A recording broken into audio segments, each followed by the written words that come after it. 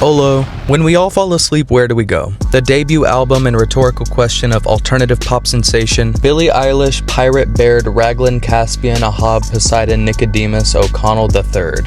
It went #1 on the Billboard 200 with chart topper Bad Guy being the biggest song from the album. Elo Milo, All the Good Girls Go to Hell, You Should See Me in a Crown, When the Party's Over, Wish You Were Gay, and Bury a Friend are also largely huge songs from the Largely Huge album. Literally half of this record is huge. But Owen, what about I Love You or 8 or exclamation point, exclamation point.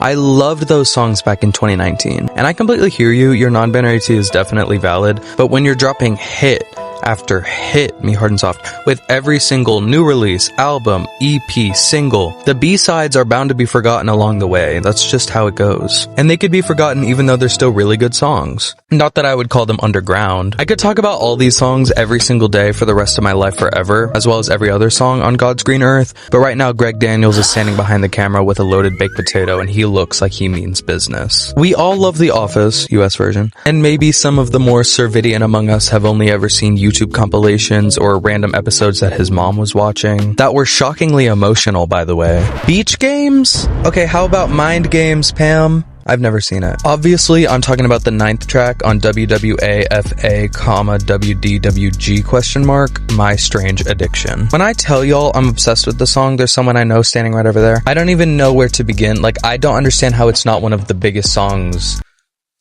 It has drama, humor, words I don't understand, simple concepts, abstract ideas, and it has clips from a TV show, and I think that's really cool and creative. Hello, I'm a blueberry croissant that was left out in the rain. I just wanted to let y'all know that the Owen who started this video and the Owen who ended this video are two diametrically opposed individuals. 18 has been crazy. Okay, thank you, Katya. Alright, so pretty much, My Strange Addiction is a song about being really, really obsessed with someone, even though they're probably not doing too much good for you. This is the second time I've spoken about a song with this premise, which isn't a lot, but it's definitely weird that it's happened twice.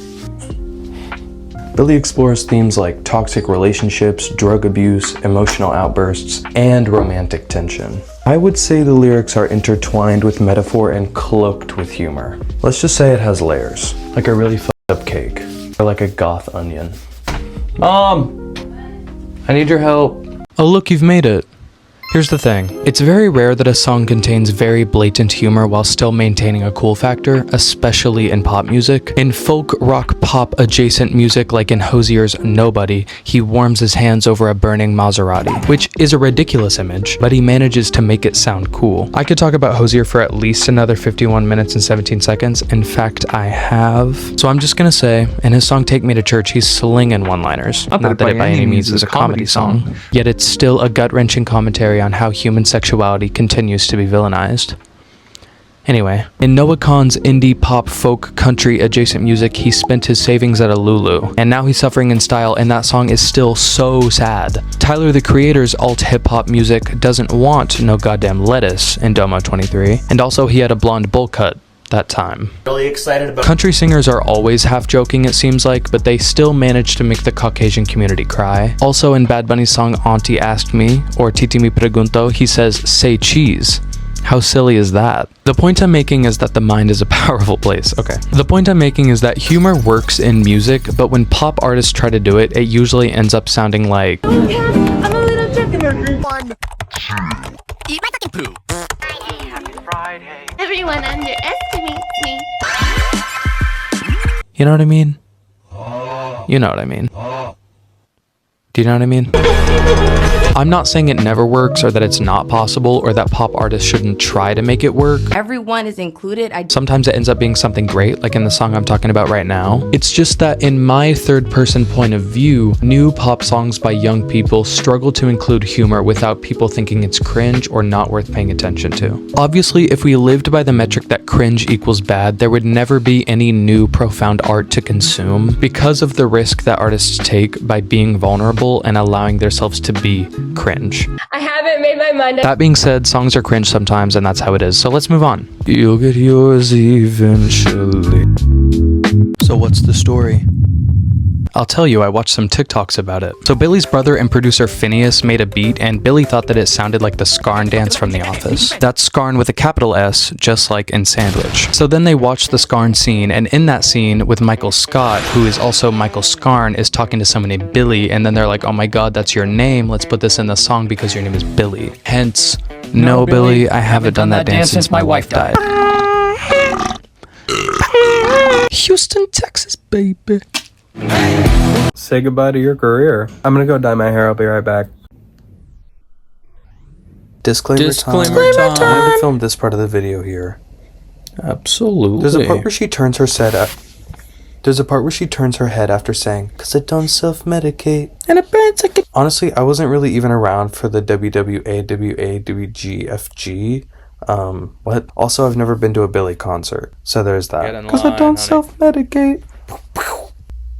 That can't be good. Anyways, now's a good damn time to start talking about these nudics. Hermeneutics. So we open with Michael Scarn, Michael Scott, Steve Carell's line from The Office. No, Billy, I haven't done that dance since my wife died. A dirty, nasty, evil, rotten synth then takes center stage. I think it's called a synth. Billy the bartender, Andy Bernard, Ed Helms responds. There's a whole crowd of people out there who need to learn how to do the Scarn. And with that, we can get into the lyrics. Don't ask questions you don't want to know. Learned my lesson way too long ago. To be honest, genius.gov.edu.com didn't really give me much, so we're kind of just going off of me here. Part of me thinks she's just opening with a statement for the people, a call to action if you will. Don't ask about something you don't want to know about. It blows, trust me. Then the part learned my lesson way too long ago is a little bit more harrowing. Like, what lesson did I have to learn that you shouldn't even be asking about it? To be talking to you, Belladonna, should have taken a break, not an Oxford comma. So we're talking, we're in a relationship, and this is with our Belladonna. Belladonna is a poisonous plant and also a beautiful person in like French or Cantonese or something. I don't know, it's all Greek to me. I'd like to argue that she is using both meanings in the word, so we're gonna move forward thinking of a toxic and beautiful person. So she should have taken a break, not an Oxford comma.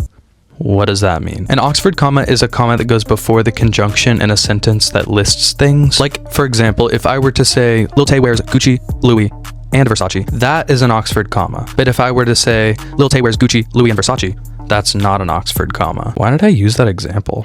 You don't technically have to use them in a sentence, but I think you should because it sounds better. And also on Study Island, that's what they said, so that's what I think. Alexander Selkirk. Anyways, she's using grammar words. I didn't read the rest of that sentence. She's using grammar words to imply that they should have taken a break in the relationship, i.e. a break in the sentence. What does i.e. mean? Anyway, she uses an Oxford comma because they continued. It's an and something else. Take what I want when I wanna, and I want ya. To me, she's kind of just giving her bad guy persona in this part. She and Phineas talk a lot about how writing from the perspective of somebody else or from a persona is a lot easier. Swiftly moving into the pre-chorus, we have bad news. Bad news, one of us is going to lose. This one's pretty simple, I'm afraid. One of us is gonna have a bad time here. I'm the powder, you're the fuse, just add some friction. So one's a powder, one's a fuse. Can I make it any more obvious? They're hot for each other. Just kidding, that's inappropriate. Just add some friction, while something lewd that I would never say just means that they're getting, you know.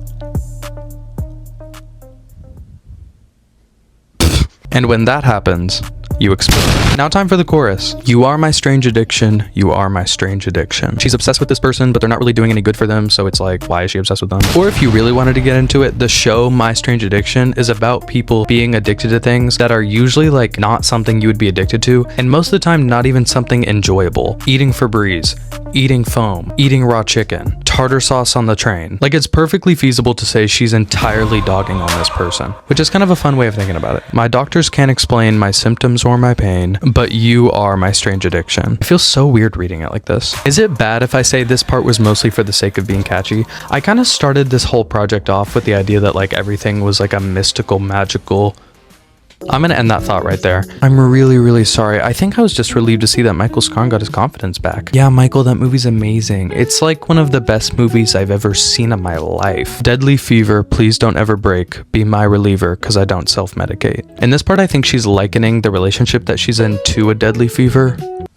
Duh, what the fuck? She wants the person to be her reliever, but I think she means that in a non-permanent way. I've never heard of somebody breaking their fever because they took some Dayquil or whatever, but it does ease the symptoms. She wants temporary relief from the pain, much like how in a toxic relationship, somebody might try to hurt their partner, but then so that they don't leave, make it all better. That sentence was supposed to be much more eloquent, but for some reason I couldn't say it. In which she says, "Cause I don't self-medicate," I think she's referencing back to her anti-drug use rhetoric from Zanny or something. Say goodbye to your career. Bye. And it burns like a gin and I like it. Put your lips on my skin and you might ignite it. The relationship or the fever or the whatever burns and she likes the pain. So burning like a gin specifically, which is obviously alcohol, which I just said. I don't really know anything about that, so I did Google it. Besides all of the horrible memes from Pirates of the Caribbean, I found out that gin actually dries the mucus in your throat or whatever, which is why it like irritates it because it's so high in volume. I don't know. There are a lot of metaphors in this song for heat. Exploding, igniting, fevers, burning. Hurts, but I know how to hide it. Kinda like it. So this is just some confirmation of what I feel we already knew. This relationship is causing pain, but she smiles through gritted teeth. Inappropriate and violent. We have 10% left, so we're gonna power our way through this, okay? Okay. Bad news, one of us is gonna lose. I'm the powder, you're the fuse. Just said some friction. You are my strange addiction. You are my strange addiction. My doctors can't explain my symptoms or my pain, but you are my strange addiction. This is the pre-chorus and the chorus once again. We've been there, we've done that. Let's move on to the bridge. Bite my glass, set myself on fire. Can't you tell I'm crass? Can't you tell I'm wired? So this part is actually referring to Billie's experience with Tourette's. Apparently one time, which was mentioned in The World's a Little Blurry, which I never watched, where her Tourette's caused her to like bite down on a glass like a cup and it broke in her mouth. I think Set Myself on Fire is just calling back to the fire and heat motif that's been present the rest of the song. It's also a very literal example of a highly destructive or self-damaging activity. Whether or not setting herself on fire has to do with her Tourette's or is something that actually happened, there's no way to be sure. I do think that these are both really good supporting lyrics, but I'm just some bitch, so I don't know. I'm just kidding. I think they're really good supporting lyrics to the next one, which is Can't You Tell I'm Crass? Biting glass, bars, and setting yourself on fire are very destructive, crass things to do. Can't You Tell I'm Wired, I think, is another reference to drug use, where she kind of has this high without actually being on drugs. The bridge of a song is a lovely place for a change in sonic scenery alliteration, and I think it's really interesting when the curtain kind of opens further. There's a wasp outside my curtain. Within the context of this song, I'd say this part of the bridge, first half, works as one of those things on the side of the road that tell you how fast you're going, and you're literally always speeding, so you have to slow down and check the speedometer. I don't know what that means, I'm not gonna lie. Anyway, that's the bridge of My Strange Addiction so far. Tell me nothing lasts, like I don't know. You can kiss my asking about my motto. Hey, the old bait and switch, huh? First off, you think she's gonna say ass. Funny. So her motto is, according to her in 2017, everybody is gonna die and no one is gonna remember you, so fuck it. What an artful motto for a young woman. So when someone says to her, nothing lasts, she's like, yeah, nothing lasts, we're all gonna die. The bridge of this song is chock full of goodies, and I think the best part of this song. Back to The Office. You should enter in festivals or carnivals. That's a pretty cool reaction. You should. Y'all can read the damn screen. I don't want to talk about it. From what I could tell, this is one of the members of The Office telling Michael that his movie about his alter ego is good, and then Michael is reacting to the reaction. You are my strange addiction. You are my strange addiction. My doctors can't explain my symptoms or my pain, but you are my strange addiction. The chorus again, and now the outro. Did you like it? Did you like that? Which part?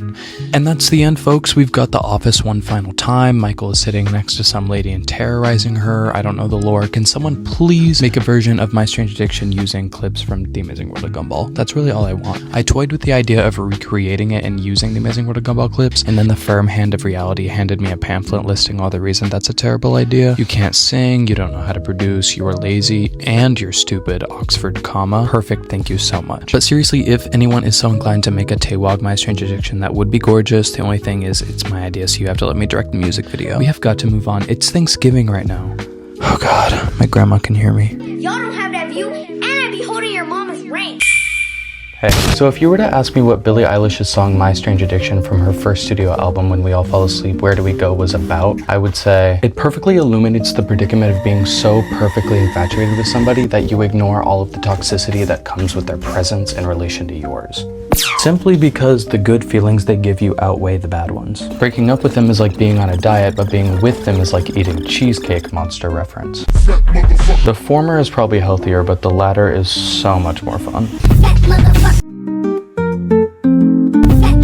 The This is something new for me, but I want to take a closer look at the production of this song, as I think it's one of the main reasons the song is so good. Billie and Phineas use production almost like a second musician on the track, in my opinion. Their creative choices are a huge part of their musical style. Obviously, we've got The Office, that's the main motif of the song. There's some water dripping sounds happening during the second The Office clip at the beginning. During the first chorus, this sound comes in that I can only describe as playing a really deep recorder into an oscillating fan, fading into a UFO beaming up a cow. So besides like the general music things and The Office, which represents her addiction, there are a couple of effects which I find interesting, specifically the water drops, the UFO/oscillating fan sound, and the rotary phone sound, and the guitar sliding. So besides the fact that these are probably all simply because it sounded good, if we were to go in order, which we aren't, I would say that the water drops kind of set the tone for the song. It's a little bit unnerving and eerie, the vibe of a constant drip, but it also kind of makes the song feel a bit more down to earth. It's using addiction, a very serious, gritty subject, as a metaphor for love and as a reality, and I think the water drops help bring the song to that level. I think the guitar and the rotary phone also kind of make the song a little bit uncomfortable. They're both very harsh sounds that don't really let you get bored. The UFO sound accompanying these things kind of makes me feel like they're trying to give a sense of paranoia to the song. Like how addicts, whether wrongfully or not, are often portrayed as wiry or paranoid. I think the song kind of wants you to feel that way, if I were to personify it. And the charging up sound, as far as I could gather, just made the song flow a bit better. I would say that the common thread of the production of the song is to make the listener feel like they're also addicted. At the end of the day, aren't we just so glad I looked at the production? I mean, truly. I just wanted to share this fun factoid with you all. Apparently, Billie Eilish took inspiration from the movie The Babadook for this album. This was just a huge coincidence to me because whenever I saw The Babadook when it came out, I was fully 8 years old and it traumatized me so badly. If you've never seen it, just imagine being alone in a dark room as a child, and that's kind of what it's like. It's also kind of like the movie Skinamarink, if you've ever seen it, except less boring. And this whole scenario is kind of interesting to me personally, just because The Babadook's horror is so based around psychosis from sleep deprivation. I was a kid with really bad insomnia, and I wrote this part of the script at like 4:17 a.m., so I guess I still am. Sorry to talk about myself all day, but I just found it very coincidental that this album that I love is inspired by things that I deal with in movies that I like. Not to be woke or anything. Okay. The word in your mind may be low quality, but the word in my mind is aesthetic. Just for anybody wondering, Owen, why is this song so special to you? Let me tell you, I have this Spotify playlist. It consists entirely of songs by artists that I feel represent the artist that made them perfectly. The criterion is completely subjective, and I'm not claiming to have any sort of special knowledge, but just know that My Strange Addiction is one of these songs. I think it's a great representation of her artistic voice, along with Bury a Friend and Happier Than Ever and I Didn't Change My Number. Some others include I Know the End by Phoebe Bridgers, Pink Matter by Frank Ocean and Andre 3000, Down in the Valley by The Head and the Heart, Machines by Jensen McRae, Saint Chroma by Tyler the Creator, King by Florence and the Machine. There may also be a Harry Styles song involved, but we're not going to talk about that. My lighting setup is fucking deranged. Hi, I wear grippy socks because I find them comfortable. Were y'all not gonna ask me why I had gloves on? Anyways, as far as I can tell, that's pretty much all I had on My Strange Addiction. This song is really important to me, and I think it's quite underrated. I also want to leave everybody with this. The world has changed a lot, and it seems like as time goes on, people are finding it harder to be earnest about the things that they care about. Don't let what I say about humor and pop music crush anybody's dreams about what they want to do. If you have a 5-minute comedy set that you think would sound better over Pachelbel's Canon in D, you caught me at a weird time. If you have a 5-minute comedy set that you think would sound better over Pachelbel's Canon in D, or however you say that, feel free to set that up because it's not going to hurt my feelings. I can and do talk all day about how art and creativity are what makes humans not wild animals, but I'm not going to make you sit through that today. But seriously, hobbies prevent suicide. Let me know what y'all want me to listen to next, and also buy my art, please. Thank you. Bye-bye. I was currently working on a video, but I was going to tell you about whenever two neutron stars collide with each other and form a black hole. Cool. Your hair looks nice. Thanks. I was at, can you take a segment? Yeah, we can do a segment. You are my only exception. She collabed with Sabrina Carpenter on that one, I heard. I heard it. Honey, you heard it. Honey, I love it.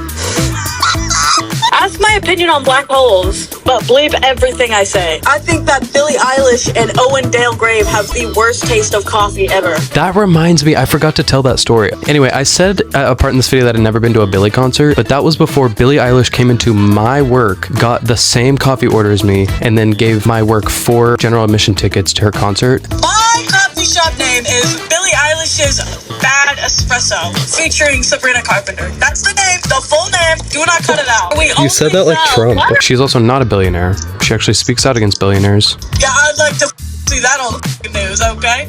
It was on the news. What's that song like? Ski with your friends. Ah, You just said skibbity friends. on the bad guy. Oh, green or blurry? Sharp. Oh no. Dude, my antlers fell off because you're shit. Titanic.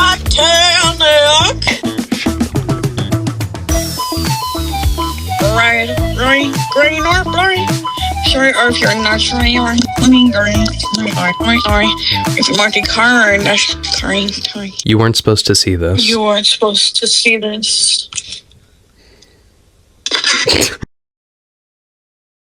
Hey guys, I just finished writing the video that you just watched. I don't know when my eyes are fabric. I disappear when the threads don't cross.